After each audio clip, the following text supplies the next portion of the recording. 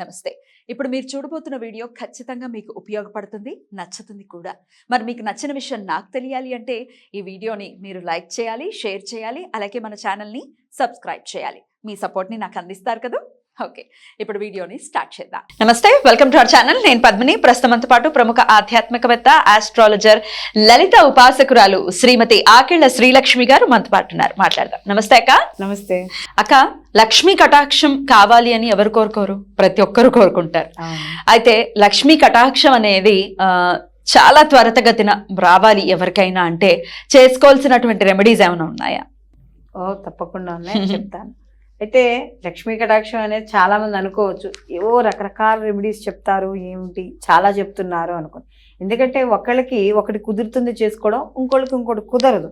కాబట్టి ఒక 10 చెప్తే 10లో కొన్నైనా చేసుకొని కుదిరి వాళ్ళకి ఏదైతే అనుభవిస్తున్నారో ఆ దరిద్రాన్ని దాని నుండి తొలగడానికి మనం చెప్పుకునే మార్గాలు. వాటిల్లో శ్రీఫలం ఒకటి. ఈ శ్రీఫలం అనేది మనకి కొబ్బరికాయలా ఉంటుంది, చిన్నది ఉంటుంది, చాలా క్యూట్ గా ఉంటుంది, చిన్నది ఉంటుంది. అయితే ఇది మనకి సముద్ర తీరాల్లో దొరుకుతుంది ఇది.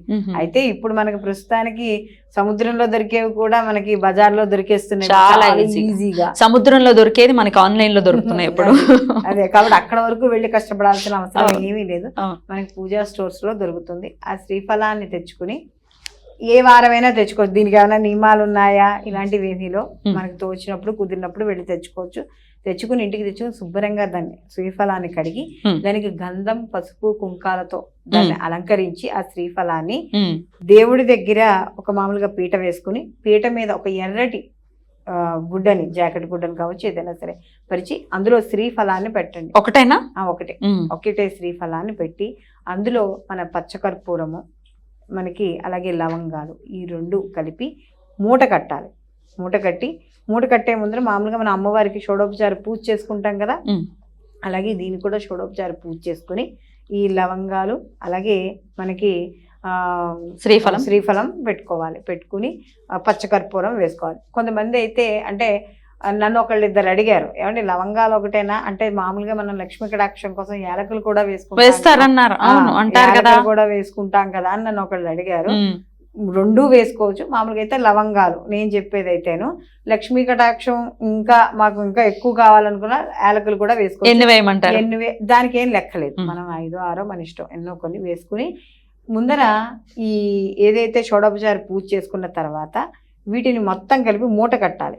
మూట కట్టేసి ఎక్కడైతే మీకు ధనాన్ని ఉంచుతారో, అంటే బీరువాలో కావచ్చు, లేకపోతే వ్యాపారం చేసే వాళ్ళైతే వ్యాపార స్థలాల్లో కావచ్చు, వాళ్ళు డబ్బు నిల్వ చేసే డ్రావర్స్ లో కానీ ఈ శ్రీఫలం యొక్క మూటని తీసుకెళ్ళి మీరు ఏదైతే ఇక్కడ కోరిక చెప్పుకుంటారు కదా, ఆ కోరికను మనసులో తలుచుకుని అక్కడ పెట్టండి.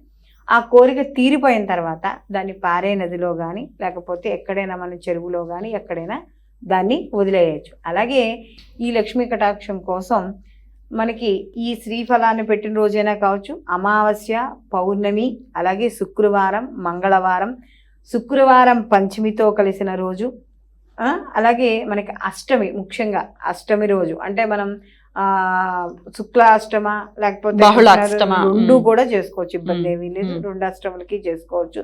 మధ్యలో ఏమైనా విశేషమైన రోజులు వస్తే అది కూడా. ముఖ్యంగా ఒక పాత్ర తీసుకుని, ముఖ్యంగా ఇది సాయంకాలం పూట దీన్ని వెలిగించుకుంటే ఇంకా మంచిది. వెలిగించాలా?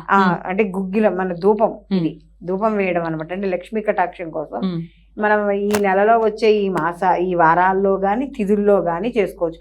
మేము అన్ని సార్లు చేయలేము అనుకుంటే కనీసం నెలకు ఒకసారైనా చేసుకోవచ్చు. ఇంట్లో ఉన్న బయట నెగిటివిటీ పోవడానికి మనం చాలా చూసుకుంటున్నాం, మరి ఇంట్లో కూడా మనకి నెగిటివ్ ఎఫెక్ట్ అనేది ఉంటుంది కదా, అది కూడా పోవాలిగా. అది పోవాలంటే ఇప్పుడు నేను చెప్పే ప్రక్రియ చేయాలి. ఒక పాత్ర తీసుకుని అందులో మామూలుగా మనం బొగ్గులు వెలిగించుకుంటాం కదా, బొగ్గులు వెలిగించుకుని కొద్దిగా గుగ్గిలము, అలాగే కొద్దిగా అన్ని ప్లేట్లో రెడీ చేసుకోండి. కొద్దిగా గుగ్గిలము, అలాగే సాంబ్రాణి, ఎండు కొబ్బరి ముక్కలు. అంటే అది యాక్చువల్గా ఎండు కొబ్బరి ముక్కలకి మనకి కొంతమందికి బొగ్గులు లేదండి అనుకున్న వాళ్ళకి కూడా ఎండు కొబ్బరి ముక్కలు ఒక్కటి వెలిగించినా కూడా సరిపోతుంది. ఎందుకంటే ఎండిపోయిన కొబ్బరిలో మనకు ఆయిల్ ఉంటుంది, ఆ ఆయిల్ వల్ల కూడా మీకు ఉత్తమం అవ్వడం అనేది ఉంటుంది. అయితే గబుక్కుమని అవ్వకపోతే సెంటిమెంట్గా ఫీల్ అవుతారు కాబట్టి నేను బొగ్గులు వెలిగించుకుని అని చెప్తున్నాను. అలాగే బొగ్గులు, ఆవు నెయ్యి, పంచదార ఈ 5 కూడా వేసుకుని, లేకపోతే కొంతమంది పంచదార బదులు లవంగాలు, మనకి దిష్టి పోవడానికి లవంగాలు ఎక్కువగా వాడతాం కాబట్టి లవంగాలు కూడా వేసుకోవచ్చు. అయితే లక్ష్మీ కటాక్షం కోసం కాబట్టి తీపి పంచదారగా వేయడం అనేది జరుగుతుంది. బొగ్గుల మీద వేసేయాలి. బొగ్గుల మీదే మొదట గుగ్గిలము, తర్వాత సాంబ్రాణి పొడి, ఎండిపోయిన కొబ్బరి చిప్ప ముక్కలు, అలాగే ఆవు నెయ్యి, పంచదార ఆర్ లవంగాలు ఏదైనా. అంటే శత్రునాశనానికి లవంగాలు, నెగిటివ్ ఎఫెక్ట్ ఉండి లక్ష్మీ కటాక్షం కోసం అయితే పంచదార. ఈ రెండిట్లో ఏమైనా ఇవి వేసి శుభ్రంగా ఇల్లంతా మొత్తం మనకి 8 దిక్కు, అంటే మనకి 4 దిక్కులు మరియు 4 మూలలు, మొత్తం 8 మూలలా కూడా మనం ఈ యొక్క దీపాన్ని వేసుకుని, ఎలా వేయాలంటే మనం చదువుకునేటప్పుడు కూడా దీపం వేసుకునేటప్పుడు ఓం శ్రీయాయ నమః అని అమ్మవారిని తలుచుకుంటూ, లేదా అమ్మవారి నామం ఏదైనా పర్వాలేదు తలుచుకుంటూ మొత్తం ఇంటి మొదటి సింహద్వారం మొదలుకొని మొత్తం అన్ని నలువైపులా వేసుకొని, ఆ శ్రీఫలం తెచ్చుకున్న రోజే మేము వేసుకోవాలి అనుకున్నారనుకోండి, ఈ ధూపాన్ని శ్రీఫలానికి కూడా చూపించి అప్పుడు కానీ మీరు మీ ఎక్కడైతే పెట్టదలుచుకున్నారో అక్కడ కానీ పెడితే ఆ ఇంట్లో వారం 10 రోజుల్లోనే త్వరితగతిన మీకు ఏదైతే ఇబ్బంది పడుతున్నారో ఆర్థికంగా ఆ ఇబ్బందులన్నీ తొలగడం అనేది జరుగుతుంది. అద్భుతం, అద్భుతం. అయితే ఇన్ని రోజులు అని ఏమైనా ఉందా? ఇన్ని రోజులు ఇది ప్రాక్టీస్ చేయటం ఏం లేదు. ఒకసారి చేసుకున్న తర్వాత మీకు ఆ పని అయిపోయింది అనుకున్నప్పుడు అది తీసేసి ఇందాక చెప్పినట్టు నదిలో వేయండి. లేదు మాకు ఇంకా కోరిక ఉంది అనుకుంటే 21 రోజుల కింద పెట్టుకోండి. 21 రోజులు అవ్వగానే ఈ లోపులోనే పని అయిపోతుంది. 21 రోజుల్లోనే పని అవుతుంది. ఒకవేళ ఒకసారి మేము చేయగానే అవ్వలేదు అంటే ఏదో కొంత కర్మ ప్రారంధం అడ్డు ఉంది, అది తొలగడానికి 21 రోజులు వెయిట్ చేయండి. అవ్వకపోతే మళ్ళీ అది తీసి ఇంకొకసారి పెట్టుకోండి, అంతే. అంతకన్నా ఏమి ఉండదు. సాధ్యమైనంత వరకు మొదటిసారి పెట్టుకోగానే ఎంతో కొంత మంచి మార్పు అనేది మాత్రం కనపడుతుంది తప్పకుండా. రైట్. అయితే ఇది 8 సూత్కంలో ఉన్న వాళ్ళు ఈ పద్ధతిని అనుసరించచ్చా? అంటే కొంతమంది అయితే చెయ్యరు 8 సూత్కాలు. తెలియని వాళ్ళు ఎవరైనా ఇంకా మాకు తప్పదు, మాకు అమ్మవారి యొక్క అనుగ్రహం లేకపోతే మాకు పని అవ్వదు అనుకుని వాళ్ళు చేసుకోవచ్చు. అయితే ఇది ఏంటంటే ముఖ్యంగా ఇదేం కలిసం ఏమీ కాదు కాబట్టి మామూలుగా ధూపం వేయడమే కాబట్టి అలాంటి వాళ్ళు ఏం చేసుకోవచ్చు, శ్రీఫలాన్ని కాకుండా ఇప్పుడు మీరు అన్నట్టుగా 7 సూత్కంలో ఉన్న వాళ్ళు చేసుకోవచ్చు. శ్రీఫలాన్ని తెచ్చుకోకుండా ఓన్లీ గుగ్గిలం మాత్రం సాంబ్రాణి కింద మామూలుగా మనకి పౌర్ణమి, అమావాస్య, శుక్ర, మంగళవారాలు, అష్టమి రోజు, విశేషమైన రోజుల్లో వేసుకోవచ్చు. Right, right.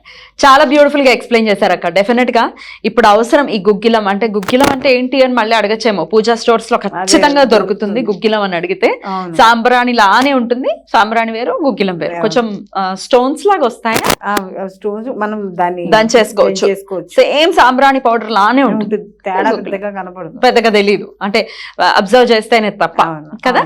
కానీ గుగ్గిలం కూడా చాలా మంచి సువాసన వస్తుంది. డెఫినెట్ గా చాలా మంచి రెమెడీ చెప్పారు. డెఫినెట్ గా ఇది వినియోగించుకొని లక్ష్మీ కటాక్షం ప్రతి ఒక్కరి మీద ఉండాలి. ధనం మూలం ఇదం జగత్, మరి ఏం చేస్తాం, తప్పదు. రైట్ అక్క, చాలా చక్కగా వివరించారు. థ్యాంక్ యూ సో మచ్ అక్క. నమస్తే. నమస్తే.